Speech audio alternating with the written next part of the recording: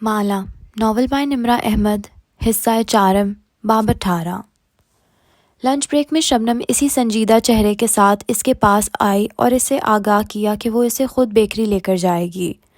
غالباً ماہر بے کو اس پہ اتنا بھروسہ نہ تھا کہ وہ اکیلے ہلال سے مل سکتی۔ سارا راستہ شبنم نے خاموشی سے ڈرائیو کی۔ جب کار بیکری کے باہر رکی اور شبنم نے بٹن آف کر دیا اور انجن کی آواز اور ہیٹر کی حرکت دم توڑ گئی تو وہ بولی، میں اندر نہیں آؤں گی، مجھے ہلال سے ملنا غیر آرام دہ کر جاتا ہے۔ وہ اسٹیئرنگ وہیل پر دونوں ہاتھ رکھے سامنے دیکھ رہی تھی۔ مالا نے سیٹ بیلٹ کے بٹن پر ہاتھ رکھے بغور اس کی اینک کے پیچھے سے جھلکتی آنکھوں کو دیکھا۔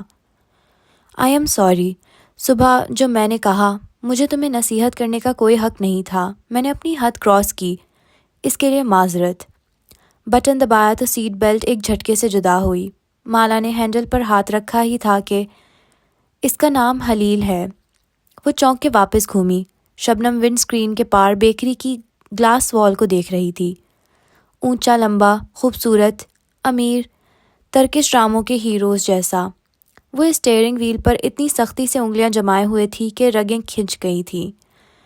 میں 2.5 سال سے اسے جانتی ہوں، ہم کئی دفعہ ملے ہیں دوستوں کے درمیان، چند ایک دفعہ کافی پینے بھی ساتھ گئے ہیں۔ کیا تم دونوں ایک ریلیشن شپ میں ہو؟ سچویشن شپ کہہ لو۔ مالا نے گہری سانس خارج کی۔ انگریزی زبان کی خاص بات یہ تھی کہ جن چیزوں کو نام نہیں دیا جاتا تھا ان کو بھی نام دے ڈالتی تھی۔ میں اس کو پسند کرتی ہوں لیکن مجھے نہیں معلوم کہ وہ میرے بارے میں کیا سوچتا ہے۔ ہیٹر بند ہونے کے باعث سانسوں کی دھند شیشوں پر چھانے لگی۔ تم اس کو کیوں پسند کرتی ہو؟ شبنم باہر دیکھتے ہوئے سوچنے لگی۔ بس کچھ ہے اس میں جو مجھے اس کی طرف کھینچتا ہے۔ جب وہ مجھ سے بات کرتا ہے تب میں سب سے زیادہ خوش ہوتی ہوں۔ اس کا ایک میسج میرا موڈ بدل دیتا ہے، اور جب اس کا میسج نہیں آتا تو اس کا انتظار کرنا اتنا تکلیف دہ ہوتا ہے کہ بس۔ وہ درمیان میں کئی دن غائب ہو جاتا ہے۔ ظاہر ہے وہ بزی ہوتا ہے لیکن تم بار بار فون چیک کرتی ہو۔ اس کے میسج نہ کرنے پہ تمہیں انزائٹی ہونے لگتی ہے۔ تم نے اس کے نمبر پہ مخصوص ٹون لگائے رکھی ہے۔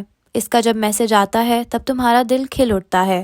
تم بھاگ کے جواب دیتی ہو، لیکن پھر وہ کچھ دیر لیتا ہے رپلائی کرنے میں، اور تمہارا انتظار پھر سے شروع ہو جاتا ہے۔ تم چاہتی ہو کہ تم دونوں کی گفتگو کبھی ختم نہ ہو۔ شبنم نے گردن اس کی جانب موڑی، آنکھیں پوری کھل گئیں۔ تمہیں کیسے؟ لیکن پھر تمہارا انتظار بڑھتا جاتا ہے۔ تم ہر دن کی بعد اس کو سنانا چاہتی ہو، لیکن وہ ہر وقت دستیاب نہیں ہوتا۔ اس کا ایک میسج پانے کے لیے تم گھنٹوں انتظار کرتی ہو، یا شاید… مالا نے چہرہ موڑ کے غور سے اسے دیکھا۔ شاید تم اس کو رپلائی پہ مجبور کرنے کے لیے بھی کچھ کرتی ہوگی، دعا یا کوشش، کوئی ایسی چیز پوسٹ کی جس کے وہ تمہیں ڈی ایم کرے، کوئی وجہ ڈھونڈی یا گھڑ لی، کیونکہ اس کا ایک میسج تمہارے دن بھر کی کمائی ہوتا ہے۔ شبنم کی آنکھیں پانی سے بھر گئیں، ہونٹ کپکپائے، لیکن الفاظ پھنس گئے۔ یہ محبت نہیں ہے شبنم۔ وہ اداسی سے مسکرائی۔ اگر محبت ہوتی تو تمہیں معلوم ہوتا کہ تمہیں اس میں کیا پسند ہے، مگر تم نے مجھے اس کی صرف 3 خوبیاں بتائیں: خوبصورت، لمبا، امیر، کیونکہ تم ان چیزوں کی وجہ سے اس کی طرف کھنچی۔ تمہارے ذہن نے اس کے لیے ایک الوژن بنایا، ایک سراب، پھر اس کو اپنی مرضی کی شخصیت پہنا دی۔ تمہیں اس الوژن والی شخصیت سے محبت ہے، مگر کیا تم اس کی حقیقت کو جانتی ہو؟ کیا مطلب؟ اگر یہ محبت ہوتی تو تم مجھے بتاتی کہ وہ سچا انسان ہے، وعدے کا پابند، وفا کرنے والا، اس کی ویلیوز کیا ہیں، اس کا اخلاق کیسا ہے۔ محبت ان چیزوں سے ہوتی ہے، لیکن تمہیں اس توجہ سے محبت ہے جو تمہیں وہ دیتا ہے، کیونکہ تمہیں توجہ نہیں مل رہی۔ تمہیں اس کے انہی اوصاف سے محبت ہے جن کی تمہیں اپنے اندر کمی لگتی ہے۔ شبنم کا چہرہ سرخ ہوا۔ یعنی میں ایک چھوٹی کم صورت غریب لڑکی ہوں؟ نہیں، تم خود کو ایک چھوٹی کم صورت غریب لڑکی سمجھتی ہو۔ تمہیں اپنے قد، شکل اور مالی حالات کا کمپلیکس ہے، اسی لیے جس کے پاس وہ چیزیں ہوں گی تمہیں وہ اپنے سے برتر لگے گا اور تم اس کی طرف کھنچو گی۔ تمہیں چھوٹا قد نہیں پسند، سو تمہیں کوئی پستہ قامت مرد نہیں پسند آئے گا۔ شبنم کی پلکوں سے آنسو بنا آواز کے ٹوٹتے گئے۔ اینک کے شیشے بار بار دھندلے ہو رہے تھے۔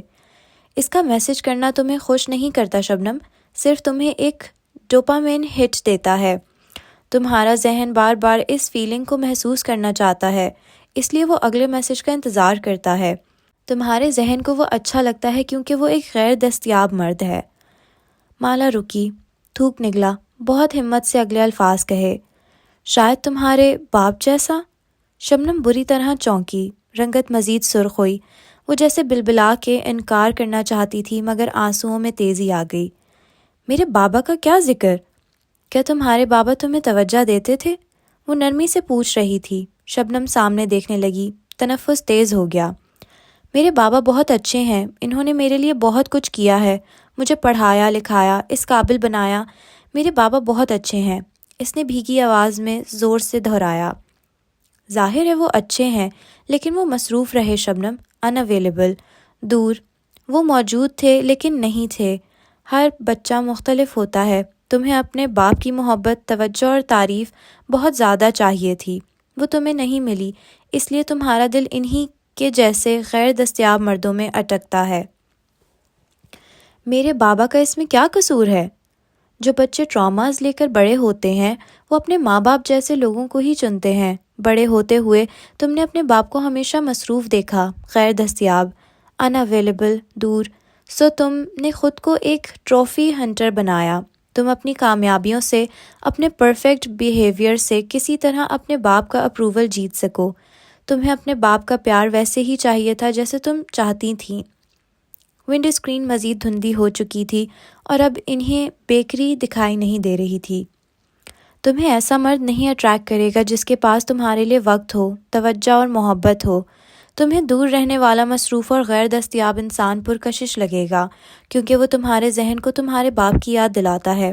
وہ ایک چیلنج ہے۔ شبنم نے اینک اتاری اور سامنے رکھے باکس سے 1 2 3 ٹشو کھینچے۔ کیونکہ تمہیں اگر ایک غیر دستیاب انسان مل جائے اور کسی طرح تم اس کو اپنے لیے دستیاب کر لو، اس کو اپنی طرف پھیر لو، اس کو محبت کرنا سکھا دو، تو وہ خلا جو تمہارے باپ نے تمہارے اندر چھوڑا ہے وہ بھر جائے گا۔ شبنم نے مسکارے سے بھیگی آنکھیں رگڑیں، ہلکے سیاہ ہوتے گئے۔ اگر ایک غیر دستیاب انسان جو خود کو بدل کے تم سے محبت کرنے لگ جائے تو تم اپنے باپ سے جیت جاؤ گی۔ ٹشو مٹھی میں بھیجے شبنم نے اس کی طرف چہرہ موڑا تو اس پہ شکست تھی۔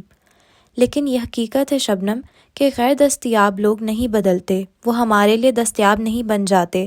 ہم نے اپنے ٹراما کا زخم خود کو بھر کے خود کو دستیاب محبت کے لیے تیار کرنا ہوتا ہے۔ کیا وہ کبھی مجھ سے محبت نہیں کرے گا؟ مالا نے نفی میں گردن ہلائی۔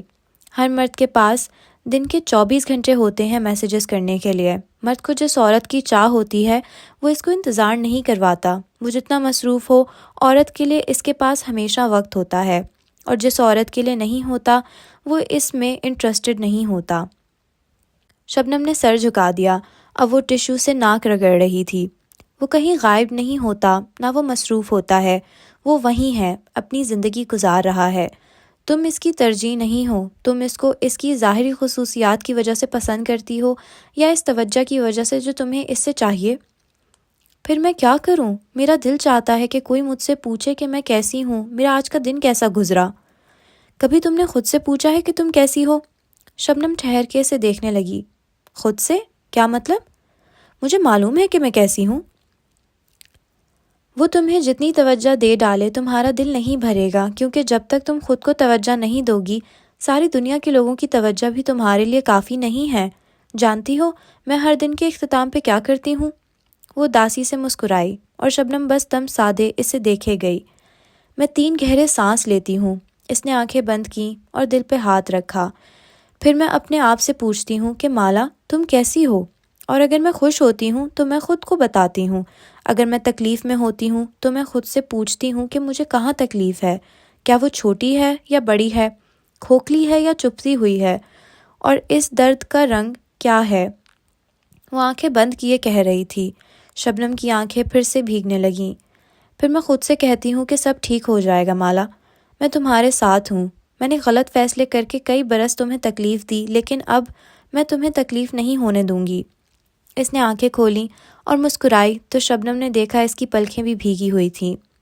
ہم سب اندر سے تنہا بچے ہیں، ہمیں اپنی تنہائی کو اپنانا سیکھنا ہے، اس سے لڑنا نہیں ہے۔ تم اس کے ایلوژن سے نکل آؤ گی تو زندگی آسان ہو جائے گی۔ جو آدمی تمہیں انتظار کرواتا ہے وہ تمہاری عزت نہیں کرتا، تم اس کا مزید انتظار کیوں کرنا چاہتی ہو؟ اس نے پیروں میں رکھا بیگ اٹھایا اور ہینڈل کھینچا، دروازہ کھل گیا، ٹھنڈی ہوا کا جھونکا اندر آیا۔ جب تم اپنے کمپلیکسز سے نکلو گی تو تمہیں کسی کی ظاہری خوبصورتی متاثر نہیں کرے گی۔ انسان کا جسم اس کا سب سے جلدی کھٹنے والا اثاثہ ہے۔ اونچے قد ڈھلک جائیں گے اور خوبصورت چہرے جھریوں زدہ ہو جائیں گے۔ اگر کچھ باقی رہے گا تو یہ کہ ہم اندر سے کیسے انسان تھے۔ اس لیے باہر نکل کے دروازہ بند کیا، پھر کھڑکی پر دستک دی۔ شبنم نے بٹن دبایا، شیشہ نیچے ہوتا گیا۔ اس لیے اس کو بلاک کر دو۔ اس کی آنکھوں میں نرم سی تنبیہ تھی۔ شبنم کے دل کو دھکا سا لگا، وہ سر بھی نہ ہلا سکی، بس اسے بیکری کے اندر جاتے دیکھے گئی۔ اندر تازہ بیک ہوئی بنانا بریڈ کی مہک پھیلی تھی۔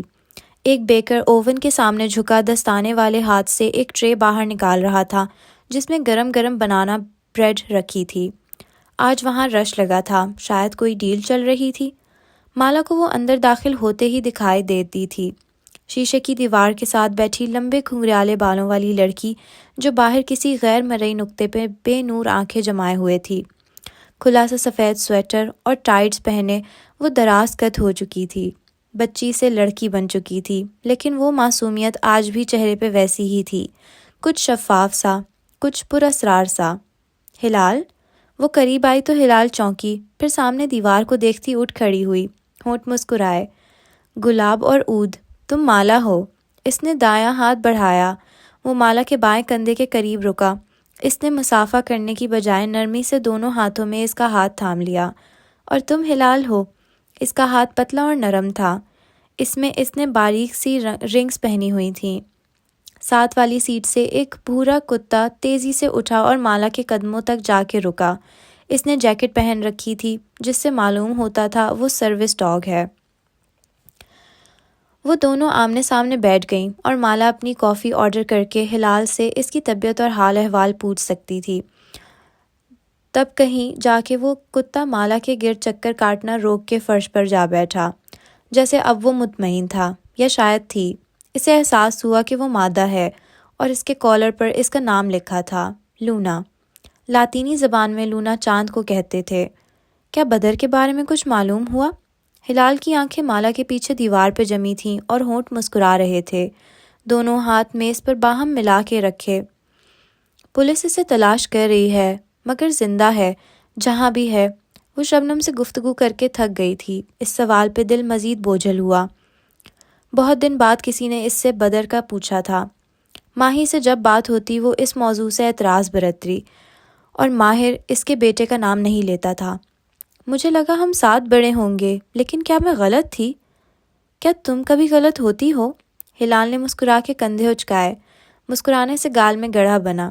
کبھی کبھی، جیسے میں ماہر بھائی یا بیربل کو نہیں پڑھ سکتی، مالک کو بھی نہیں، جو میرے دل کے قریب ہوتا ہے، اس کی طرف سے میری آنکھیں بند ہو جاتی ہیں۔ ہے نا عجیب بات؟ مالا نے اس کے گال کے گھڑے کو دیکھا، پھر مڑی ہوئی پلکوں کو۔ یہ اس نے پہلی دفعہ 5 سال پہلے دیکھا تھا، جب وہ اوشن کی بالائی منزل پر اپنے آفس میں تھی۔ دروازہ کھلا اور وہ اندر داخل ہوا تھا، نیا باڈی گارڈ۔ اس نے سر جھٹکا۔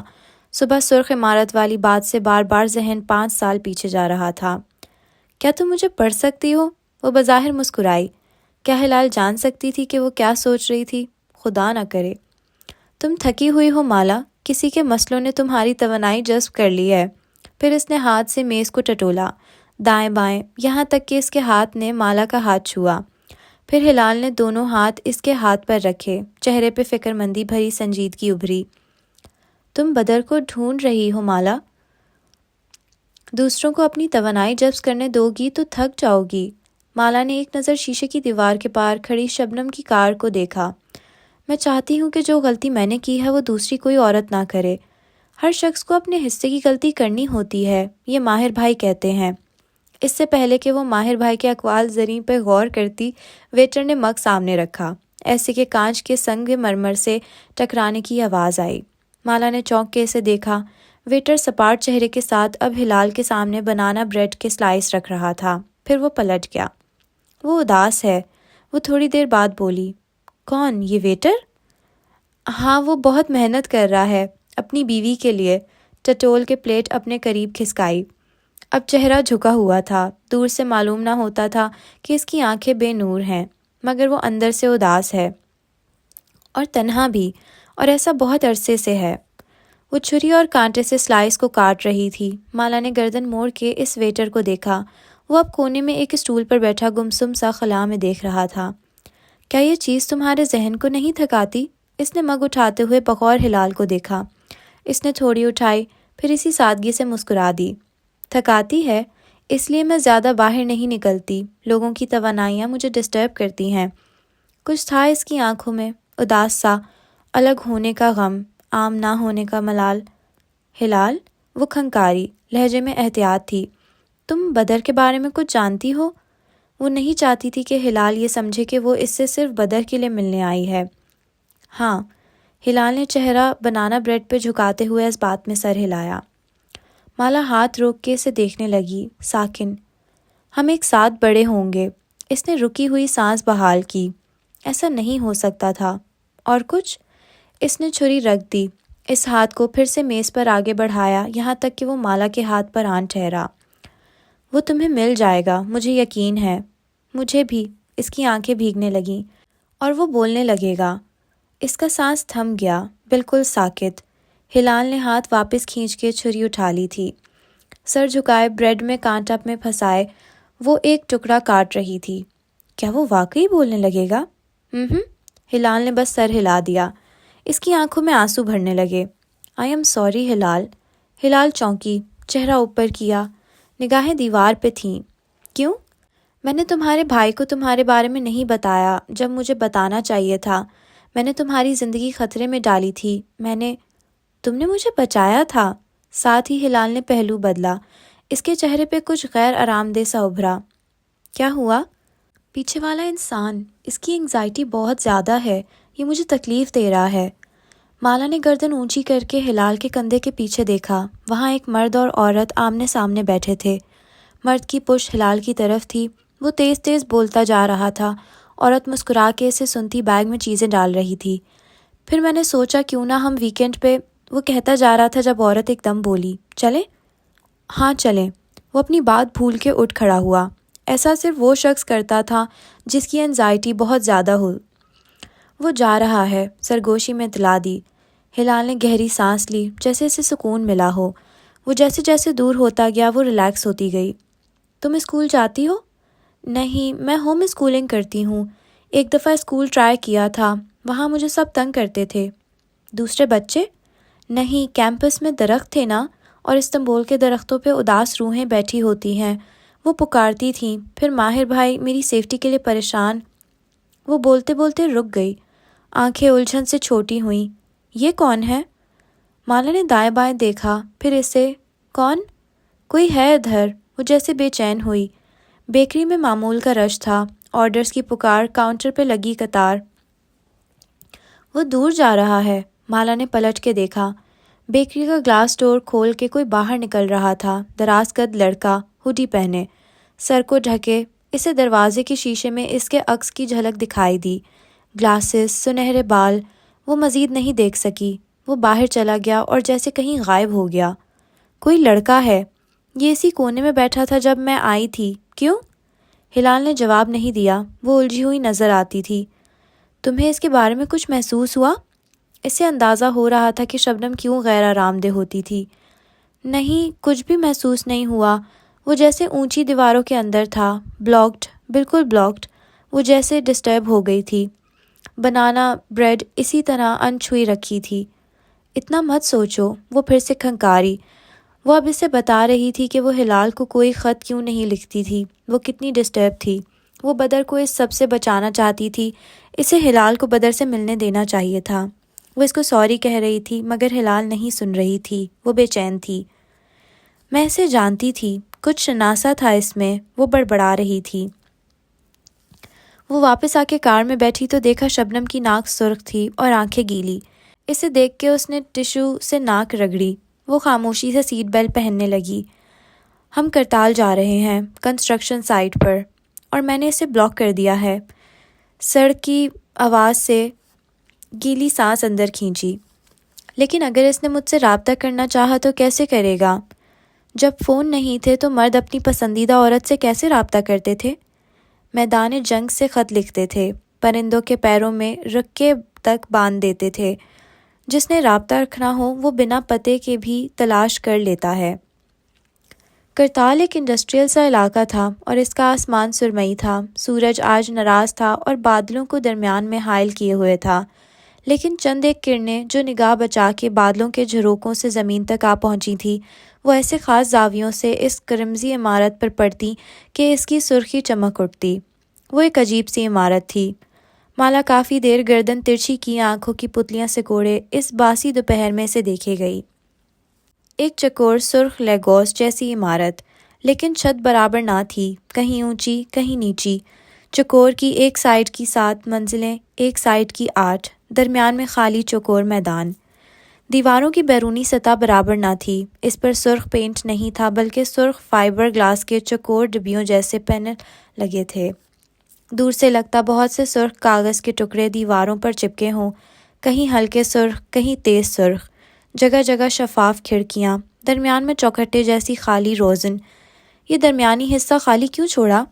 اس نے اچنبے سے شبنم سے پوچھا تھا۔ اس نے بیزاری سے کندھے اچکا دیے۔ اس کے چہرے پہ کٹ آف کرنے کے بعد کی اذیت کے پہلے آثار دکھائی دینے لگے تھے، اور اس وقت اسے سب سے بری کشمالہ مبین لگ رہی تھی۔ کیا ضرورت تھی اس کی سننے کی؟ اس نے جلدی سے موبائل کھولا، پھر حلیل کا ڈی ایم دیکھا۔ کچھ دیر پہلے ایک جلا کٹا آخری ڈی ایم بھیج کے اس نے حلیل کو بلاک کیا تھا۔ ڈی ایم سین ہو چکا تھا، یعنی اب حلیل جانتا تھا کہ وہ اسے بلاک کر چکی تھی۔ اب واپسی کا کوئی راستہ نہ تھا۔ اسے رونا آنے لگا۔ ماہر چاہتا ہے کہ میں یہ سب پینٹ کروں؟ اس نے ایک اکتائی ہوئی نگاہ کشمالہ پہ ڈالی جو ایڑیوں پر گھوم کے اسے چوکور صحن کو دیکھ رہی تھی جس کی گھاس جلی ہوئی تھی۔ ارد گرد ابھی زرد ٹوپیوں والے مزدور لگے تھے، جگہ جگہ بجری کے ڈھیر اور ٹائلز رکھی تھیں۔ چوکور صحن کو چاروں طرف سے عمارت نے گھیر رکھا تھا۔ یہاں سے اسے تمام منزلوں کے برآمدے، ریلنگز اور لفٹس دکھائی دیتی تھیں۔ سرمئی اوپن ایئر کوریڈور جن کی اونچی دیواریں جو بیرونی سرخ دیواروں کے برعکس ابھی تک سیمنٹ زدہ تھیں۔ وہ یہ سب کیسے پینٹ کر سکتی تھی؟ اس کا دماغ درست تھا؟ آخر وہ اس سے کیا چاہتا تھا؟ ویکینڈ آیا تو اس نے ماہر کو میسج بھیجا۔ وہ منتظر تھی کہ کب وہ اس کے ساتھ کاٹن کینڈی مین کی کھوج میں اسی گلی میں جائے گا جہاں بدر چند منٹ کے لیے کھویا تھا۔ ابھی نہیں، میں مصروف ہوں۔ پھر کب؟ بتاؤں گا۔ سوموار کی صبح سے معلوم ہوا کہ ماہر شہر میں نہیں تھا۔ وہ اسی کرمزی عمارت کے کسی کام سے ازمیر گیا تھا۔ وہ 3 دن بعد واپس آیا، مگر اس کا موڈ کسی بات سے خراب تھا۔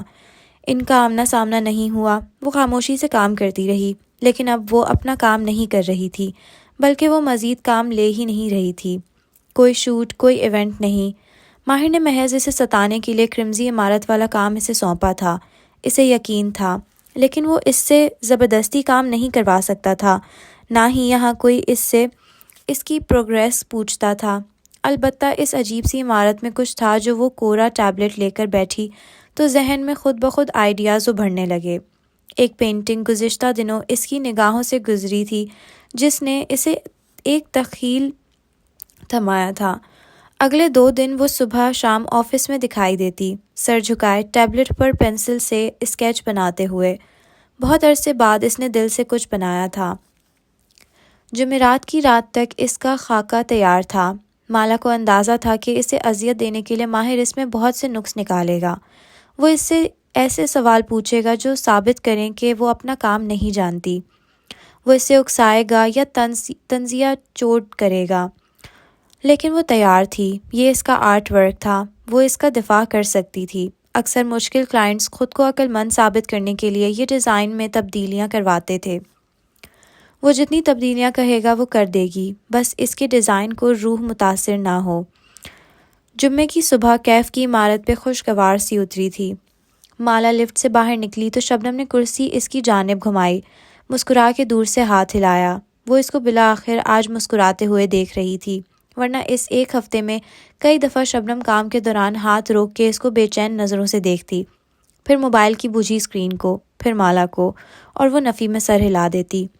شبنم اسی تکلیف سے واپس پلٹ جاتی، مٹھی بھینچ لیتی، لیکن آج وہ ہلکی پھلکی دکھائی دے رہی تھی۔ مالا اپنے کیبن تک آئی تو شبنم کرسی کھینچ کے ادھر ہی آ گئی۔ دونوں ہاتھوں میں کافی کے لمبے کپس تھے، ایک اس کے سامنے رکھا۔ فاصلہ کتنی نعمت ہے۔ کل رات مجھے احساس ہوا کہ وہ کتنا عام سا انسان تھا، میں کیوں اس کے پیچھے اتنی دیوانی تھی۔ تمہارے ایلوژن اور توجہ نے اسے خاص بنایا تھا، ورنہ دنیا عام مردوں سے بھری پڑی ہے۔ تھینکس۔ ابرو سے کپ کی طرف اشارہ کیا، بیگ ڈیسک پر دھرا، ٹیبلٹ ساتھ جمایا، پھر کوٹ اتار کے کرسی کی پشت پر ٹھہرایا۔ مجھے لگتا ہے حلیل برسوں پرانا قصہ تھا، اتنی جلدی آئی ایم اوور ہم۔ وہ خود بھی حیران تھی، پھر جھرجھری لی۔ بہت ہی ٹاکسک انسان تھا ویسے، وہ مجھ میں انٹرسٹڈ نہیں تھا تو بتا دیتا، میرا اتنا وقت ضائع نہ کرتا۔ مگر وہ اپنے عمل سے تمہیں بتا رہا تھا شبنم، مرد الفاظ سے نہیں عمل سے بتاتے ہیں، عورت کا ذہن خود سے کہانیاں گھڑ لیتا ہے۔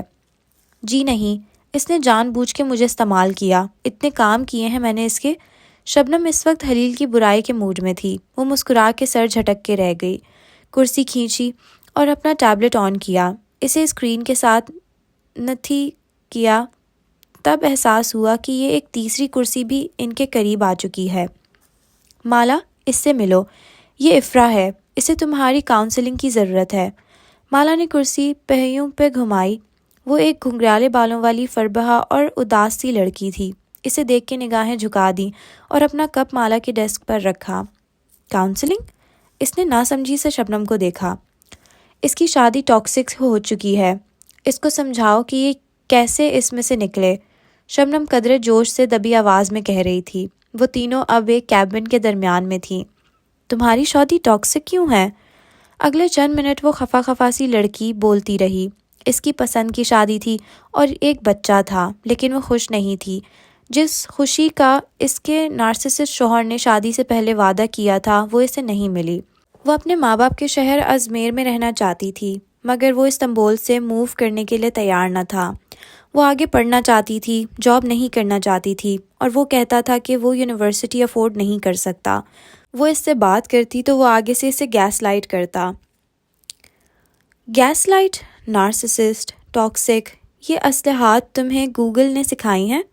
وہ سنجیدگی سے اس اداس لڑکی سے پوچھ رہی تھی۔ افرا نے شبنم کو دیکھا، پھر اسے۔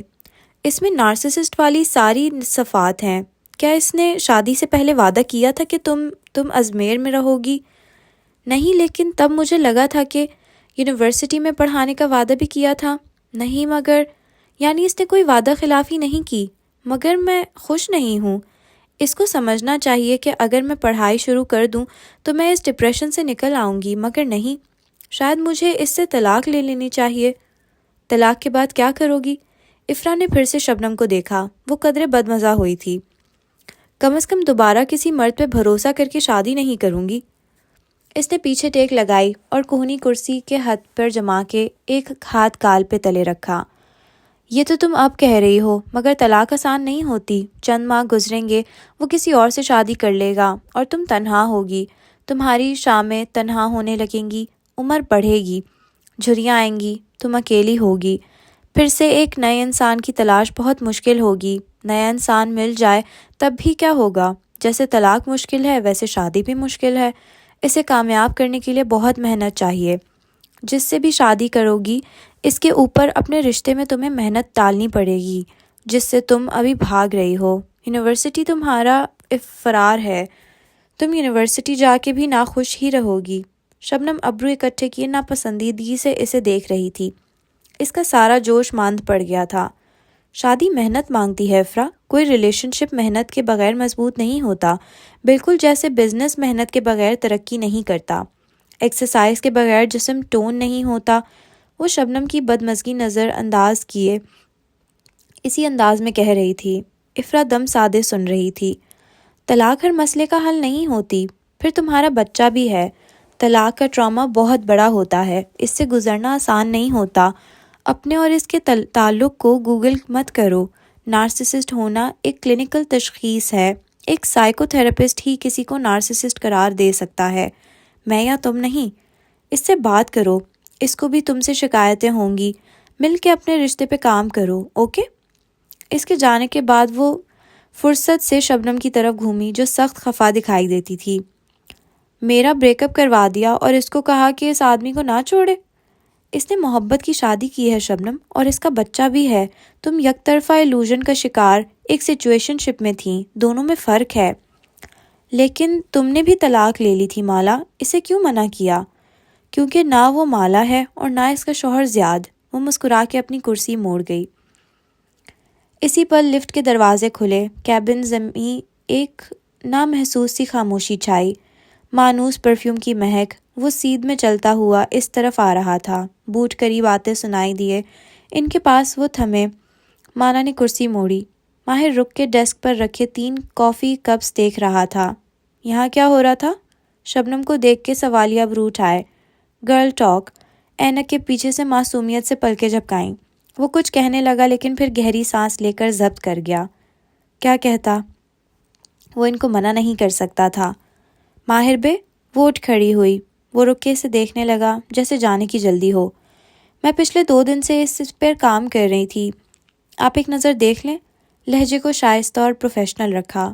وہ بہت تحمل اور صبر سے اس کے منفی کمنٹس اور تنقید برداشت کرے گی۔ زیادہ سے زیادہ اس کے کام کو برا کہے گا، کہہ دے۔ ماہر آگے بڑھا، میز پر جمے ٹیبلٹ پہ قدرے جھکا۔ وہاں ایک سفید سیاہ ڈیزائن دکھائی دے رہا تھا، کہیں کہیں رنگ تھے۔ اس نے انگلی سے صفحہ سلائیڈ کیا، مختلف ویریشنز، مختلف رنگ۔ وہ غور سے جھکے ہوئے ماہر کے چہرے کے تاثرات دیکھ رہی تھی۔ ماہر کی انگلی نے اسکرین واپس سلائیڈ کی، پھر اس کی انگلی صفحے کے کونے میں اٹھی۔ مالا جو اس کو کانسیپٹ کی وضاحت دینے لگی تھی رک گئی۔ اس کی انگلی نے ڈیلیٹ کے نشان کو چھوا، فائل ردی کی ٹوکری میں چلی گئی۔ وہ واپس سیدھا ہوا اور اسی بے تاثر چہرے کے ساتھ مالا کو دیکھا۔ اس ڈیزائن کی جگہ صرف ٹریش کین میں ہے، کہہ کے وہ آگے بڑھ گیا۔ رخ آفس کی جانب تھا۔ وہ ساکت رہ گئی، شل، لب بے یقینی سے کھلے تھے۔ اس نے 2 سیکنڈ میں اس کی محنت ضائع کر دی تھی۔ کیا اس نے ڈیزائن صحیح سے دیکھا بھی تھا؟ کشمالہ مبین کا چہرہ گلابی پڑا۔ اگلے ہی لمحے وہ اس کے پیچھے لپکی۔ تم چاہتے کیا ہو مجھ سے؟ ہاں میں کیا کروں جو؟ وہ جھٹکے سے دروازہ کھول کے اندر آئی تھی، مگر زبان رک گئی۔ ماہر آفس میں اکیلا نہیں تھا، اور یہ بات ماہر کو بھی اندر جا کے معلوم ہوئی تھی۔ دروازے کی طرف پشت کیے ایک لڑکی بیٹھی تھی، لمبے بلدار بال۔ ماہر اس کے ساتھ کھڑا کچھ کہہ رہا تھا۔ آہٹ پہ دونوں نے چہرہ گھمایا۔ آفس میں کینڈل کی خوشبو سے زیادہ اس لڑکی کی فلورل پرفیوم غالب تھا۔ سوری، میں بعد میں آتی ہوں۔ وہ ایک دم پیچھے ہوئی۔ او نو، پلیز اندر آؤ، میں جانے والی تھی۔ زارینہ فرید مسکرا کے اپنی جگہ سے اٹھی اور پوری اس کی طرف گھوم گئی۔ اب وہ ماہر کے کندھے کے برابر کھڑی تھی، اتنی دراز قد تھی کہ اس کے قریب قریب آتی۔ سفید میری ڈریس جو گھٹنوں تک آتا تھا، نیچے سیاہ ٹائٹس اور چیلسی بوٹس، بازو پر کوٹ دوہرا کر کے ڈالے، کانوں میں چمکتے سنہری ایئر رنگز اور مسکارا لگی مسکراتی آنکھیں۔ کوئی اتنی صبح اتنی تفصیل سے کیسے تیار ہو سکتا ہے؟ یہ کشمالہ مبین ہے، میں نے تمہیں بتایا تھا۔ ماہر نے سرسری سا تعارف کروایا، البتہ اس کے جسم کے سارے اعصاب تن چکے تھے۔ کشمالہ، یہ زارا ہے۔ خوشی ہوئی آپ سے مل کے زارا۔ وہ جبراً مسکرائی۔ زارا کی انگوٹھی کی دمک یہاں تک دکھائی دیتی تھی۔ میں پھر آتی ہوں، ماہر کو دیکھ کے کہا۔ او کشمالہ، تمہارا بیٹا کھو گیا تھا، مجھے ماہر نے بتایا۔ زارا کی زبان رک گئی۔ آنکھیں جو چوکھٹ میں کھڑی تھیں، کندھوں تک آتے بالوں اور خاکی سویٹر والی لڑکی کا سر سے پیر تک جائزہ لے رہی تھیں، کہیں ٹھہری تھیں۔ ابرو اکٹھے ہوئے۔ ماہر نے غور سے اس کی نگاہوں کا تعاقب میں دیکھا۔ یہ تم نے کہاں سے لیا؟ زارا قدم قدم چلتی قریب آئی۔ چیلسی بوٹس کی ٹھک ٹھک لکڑی کے فرش پر سنائی دی۔ فاصلہ کم ہوا تو زارا کا چہرہ مزید واضح ہوا۔ اس چہرے پر بہت سے کام کیے گئے تھے جو اس کو خوبصورت بنا رہے تھے، البتہ بھرے بھرے ہونٹوں کی مسکراہٹ غائب ہو چکی تھی۔ میری دادی کے پاس تھا ایسا کچھ۔ وہ مالا کے خاکی سویٹر کے گریبان پر چمکتی سیاہ فاختہ کو دیکھ رہی تھی۔ آنکھیں مزید چھوٹی ہوئیں، پھر جیسے وہ چونکی، انکشاف سا ہوا۔ بلکہ یہ وہی ہے۔ اس نے گردن موڑ کے ماہر کو دیکھا۔ آنکھوں میں غصے سے زیادہ حیرت غالب تھی۔ تم نے یہ اسے دے دیا؟ اسے جیسے اچنبھا ہوا تھا، شاید وہ تردید کر دے۔ یہ ہلال کا تھا زارا، اور یہ ہلال کے لیے ماں کی نشانی تھا۔ ماہر ٹھہر ٹھہر کے کہہ رہا تھا۔ کشمالہ نے ہلال کو تلاش کیا تھا، اگر تمہیں یاد ہو، اسی لیے ہلال نے وہ تردید نہیں کر رہا تھا۔ مالا ماہر فرید کے اس روپ کو جانتی تھی جب وہ ذہن میں جمع تفریق کر کے جواب جوڑتا تھا۔ بہت سا غصہ اس کے اندر لاوے کی طرح ابھرنے لگا۔ مجھے یہ ہلال نے نہیں، مالک صاحب نے دیا تھا، اور یہ کئی برس پرانی بات ہے۔ مجھے نہیں معلوم تھا کہ یہ کوئی فیملی ایئرلوم ہے۔ اس نے تیزی سے بات کاٹی، ساتھ ہی زخمی نگاہوں سے ماہر کو گھورا۔ اس نے بس افسوس سے سر دائیں بائیں ہلایا، جیسے اب کچھ کہنے کا فائدہ نہ تھا۔ بابا نے؟ اور اس سمے کچھ تھا جو زارا کے چہرے پہ ٹوٹ سا گیا تھا۔ اس کا غصہ بجھ کے راکھ بن گیا۔ آف کورس بابا نے دیا ہوگا، اٹس اوکے۔ وہ بدقت مسکرائی، آنکھوں میں نمی تھی۔ تم اس کو رکھو، تم پہ اچھا لگ رہا ہے۔ پھر ماہر کو ایک نظر دیکھا۔ میں چلتی ہوں۔ اس کا جواب سنے بغیر وہ بیگ سے سن گلاسز نکالتی آگے بڑھ گئی۔ مالا ایک طرف ہٹ گئی اور وہ چوکھٹ عبور کر گئی۔ تم اس سے جھوٹ کیوں بولنے جا رہے تھے؟ اس آدمی پہ رہ کے غصہ آ رہا تھا۔ تم نے سچ بول کے اس کے باپ سے ریلیشن شپ خراب کر دیا نا، مبارک ہو۔ وہ اکتاہٹ سے کہتا اپنی کرسی کی طرف بڑھ گیا۔ وہ اسے دیکھ کے رہ گئی۔ کب تک تم لوگوں سے ان کے حصے کا سچ چھپاتے رہو گے؟ ماہر نے جواب نہیں دیا۔ وہ کوٹ اتار کے سٹینڈ پر لٹکا رہا تھا۔ اس کی پیشانی پر لکیریں تھیں۔ مالا نے یاد کرنے کی کوشش کی کہ وہ یہاں کیوں آئی تھی، لیکن اب وہ بے معنی تھا۔ ویکنڈ شروع ہو رہا ہے، تم نے میرے ساتھ کاٹن کینڈی مین والی جگہ پہ جانا تھا، اس نے یاد دلایا۔ میں آج شام مصروف ہوں۔ وہ اس سے نگاہ ملائے بنا کف کے بٹن کھول رہا تھا۔ لیکن تم نے کہا تھا ہم جمعے کو۔ جھوٹ بولا تھا میں نے، کیونکہ میں یہی کرتا ہوں، اوکے؟ سر اٹھا کے برہمی سے کہا اور کرسی کھینچی۔ میری ایک ذاتی زندگی بھی ہے کشمالہ، مصروف ہوں تو مصروف ہوں، جب جانا ہوگا بتا دوں گا۔ وہ چند لمحے لب بھیجے سے دیکھے گئی، پھر سر کو اس بات میں خم دیا، بنا آواز کے ہونٹ اوکے میں گھمائے اور واپس پلٹ گئی۔ جاتے جاتے اس نے دروازہ زور سے بند کیا تھا۔ اس نے کیبن میں واپس بیٹھنے کے بعد کوئی کام نہیں کیا، بس بگڑے تاثرات کے ساتھ بیٹھی انگلیوں میں قلم میں گھماتی ماہر کے بند دروازے کو دیکھتی رہی۔ پھر کچھ سوچ کے اس نے موبائل اٹھایا اور ایک نمبر ملایا۔ اتنی کالز مجھے آج تک میری ماں نے نہیں کی جتنی تم مجھ پچھلے دنوں میں کر چکی ہو مالا۔ بیربل فرید کی حشاش بشاش آواز سنائی دی۔ مصروف ہو؟ اس وقت ہر شریف انسان مصروف ہی ہوتا ہے۔ تم بالکل بھی شریف نہیں ہو، بلکہ ایک درزیدہ نگاہ اس بند دروازے پہ ڈالی۔ کوئی مرد شریف نہیں ہوتا۔ تم دنیا کے سارے مردوں کو ایک قطار میں کھڑا کر کے گولی کیوں نہیں مار دیتی؟ ابتدا میرے بھائی سے کرنا۔ وہ نہ چاہتے ہوئے بھی مسکرا دی۔ ایک کام ہے تم سے، گولیوں کا بندوبست کرنا ہے؟ رازداری سے پوچھا۔ بیربل پلیز، ایک ایڈریس چاہیے۔ اب کی دفعہ وہ سنجیدگی سے سنے گیا، پھر ہلکا سا ہنس دیا۔ جہاں تمہیں جانا ہے وہ جگہ کافی دور ہے، 2 بسیں بدلنی پڑیں گی۔ پھر وہ رکا۔ اگر تم چاہو تو میں تمہارا ڈرائیور بننے کے لیے تیار ہوں۔ اتوار کو اکٹھے چلتے ہیں۔ مجھے آج جانا ہے، ڈونٹ وری، میں چلی جاؤں گی، ایڈریس بھیجو۔ یہ ساحل سمندر کا علاقہ تھا اور یہاں ویکیشن ہاؤسز بنے تھے۔ ایسا ہی ایک چھوٹا سا گھر طویل و عریض لان میں گھرا ہوا تھا۔ ڈرائیو وے میں 2 کارز کھڑی تھیں۔ ایک ملازم پودوں کی کٹائی کر رہا تھا۔ گھر کا دروازہ شیشے کا بنا تھا جس سے اندر جھانکا جا سکتا تھا۔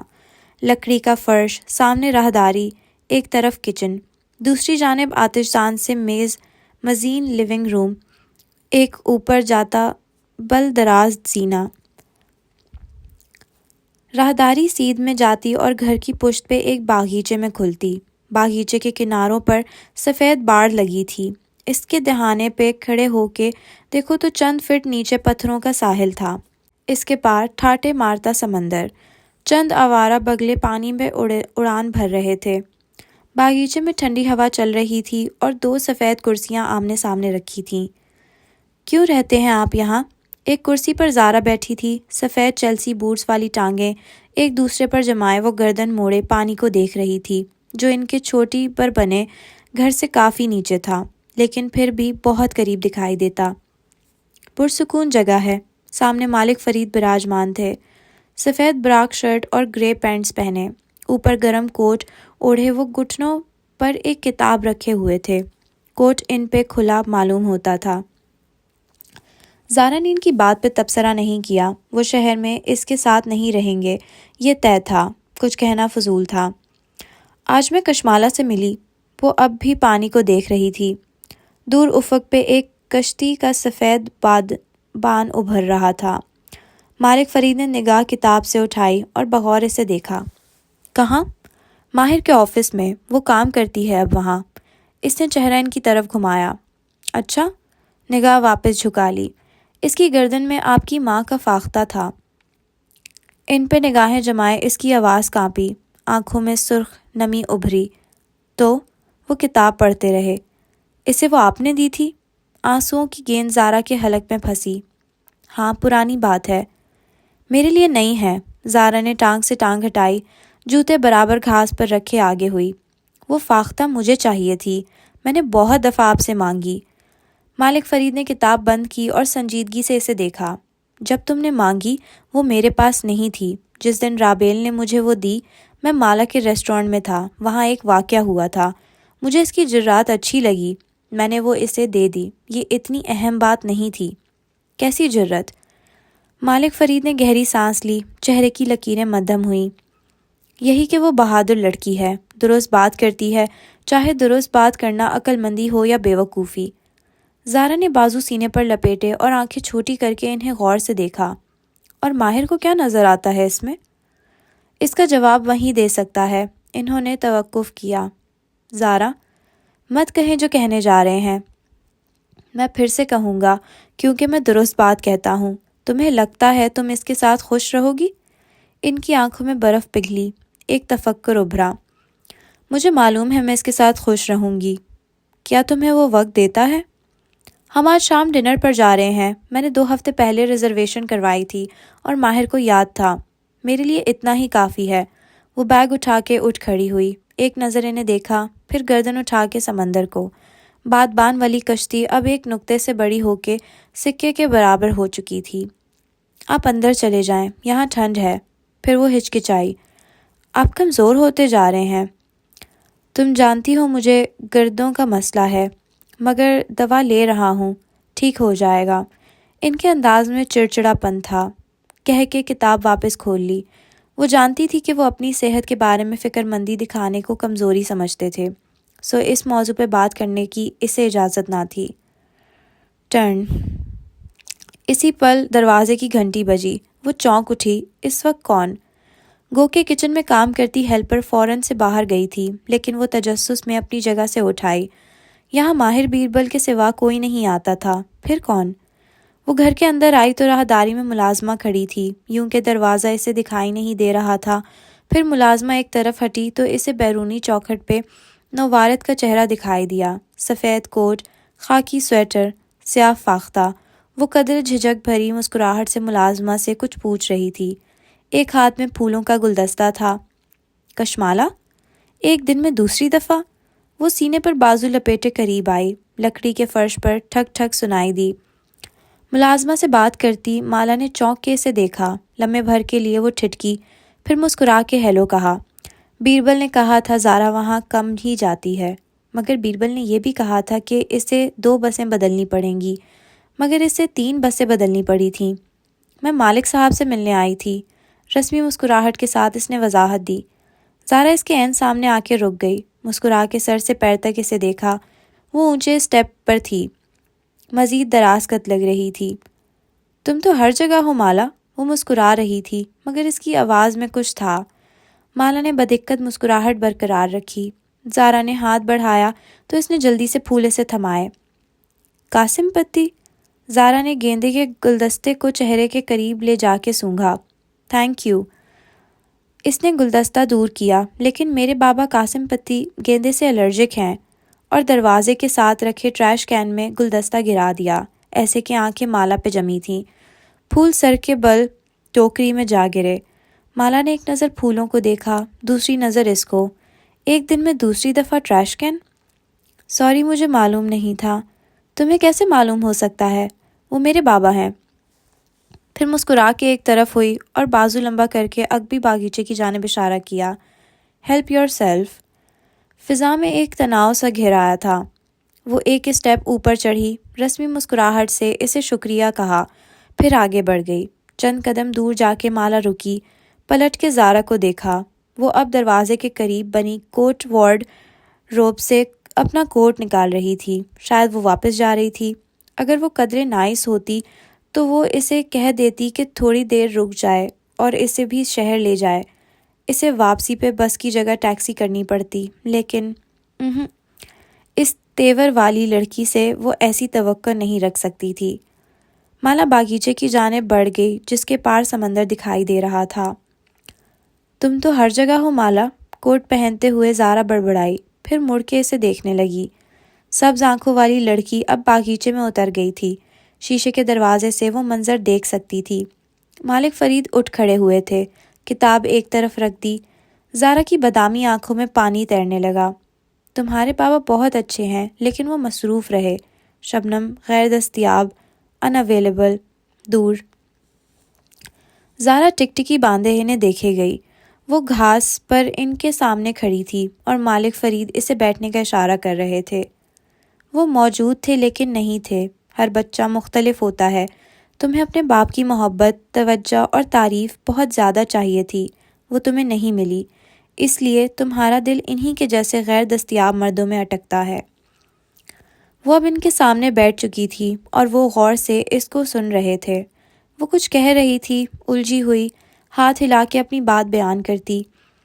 جو بچے ٹراماز لے کر بڑے ہوتے ہیں وہ اپنے ماں باپ جیسے لوگوں کو ہی چنتے ہیں۔ بڑے ہوتے ہوئے تم نے اپنے باپ کو ہمیشہ مصروف دیکھا، غیر دستیاب، انویلیبل، دور، سو تم نے خود کو ایک ٹرافی ہنٹر بنا لیا۔ وہ یہاں سے ان کی آوازیں نہیں سن سکتی تھی، نہ سمندر کے پانی کا شور، نہ کشتی کے بادبان کی پھڑپڑاہٹ۔ تاکہ تم اپنی کامیابیوں سے، اپنے پرفیکٹ بیہیویئر سے کسی طرح اپنے باپ کا اپروول جیت سکو۔ تمہیں اپنے باپ کا پیار ویسے چاہیے تھا جیسے تم چاہتی تھیں۔ وہ دونوں اب ایک ساتھ بول رہے تھے۔ مالک فرید آگے کو ہوئے بار بار اسے ٹوک رہے تھے اور وہ بولتی جا رہی تھی۔ نہ جانے کیا بات تھی۔ تمہیں ایسا مرد کبھی نہیں اٹریکٹ کرے گا جس کے پاس تمہارے لیے وقت، توجہ اور محبت ہو۔ زارا نے بھیگی آنکھوں سے موبائل نکالا۔ ماہر کا میسج جگمگا رہا تھا۔ وہ وقت پہ ریسٹورنٹ پہنچ جائے گا۔ وہ زخمی سا مسکرائی۔ کم از کم وہ پہنچ جائے گا۔ 2 دفعہ کینسل کرنے کے بعد تیسری دفعہ پلان بن ہی گیا تھا۔ تمہیں دور رہنے والا مصروف اور غیر دستیاب انسان پرکشش لگے گا کیونکہ وہ تمہارے ذہن کو تمہارے باپ کی یاد دلاتا ہے۔ وہ ایک چیلنج ہے۔ اس نے نگاہ اٹھائی۔ باغیچے میں بیٹھے 2 نفوس اسی طرح کسی بحث میں لگے تھے، کیونکہ تمہیں اگر ایک غیر دستیاب انسان مل جائے اور کسی طرح تم اس کو اپنے لیے دستیاب کر لو، اس کو اپنی طرف پھیر لو، اس کو محبت کرنا سکھا دو، تو وہ خلا جو تمہارے باپ نے تمہارے اندر چھوڑا ہے وہ بھر جائے گا۔ زارا نے کچن کاؤنٹر پر رکھے فوٹو فریم کو دیکھا۔ مالک فرید کا مدھم مسکراہٹا والا چہرہ اور دائیں بائیں ان کی تینوں بیٹیاں۔ اگر ایک غیر دستیاب انسان خود کو بدل کے تم سے محبت کرنے لگ جائے تو تم اپنے باپ سے جیت جاؤ گی۔ وہ جانتی تھی مالک فرید نے اسے وہ فاختہ کیوں دی تھی۔ وہ رندھی ہوئی آواز میں بڑبڑائی، سچی، بہادر، she is the daughter you never had, authentic. آنکھوں میں تپش اور ناپسندیدگی ابھری، پھر سر جھٹکا اور باہر نکل گئی۔ اس گھر میں کسی کو اس کی ضرورت نہ تھی۔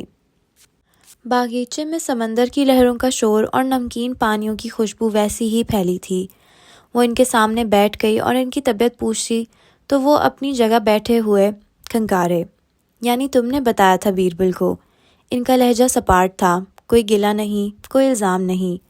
سوری، اس نے نگاہیں جھکا لیں، پھر توقف کے بعد آنکھیں اٹھائیں۔ مگر میں ابھی بھی سمجھتی ہوں کہ ہر ایک کو اس کے حصے کا سچ معلوم ہونا چاہیے۔ پھر قدرے جھجکی۔ آپ نے زارا کو بتایا؟ وہ کنکھیوں سے دیکھ سکتی تھی کہ راہداری میں کوٹ پہنتی زارا یک ٹک یہیں دیکھ رہی ہے۔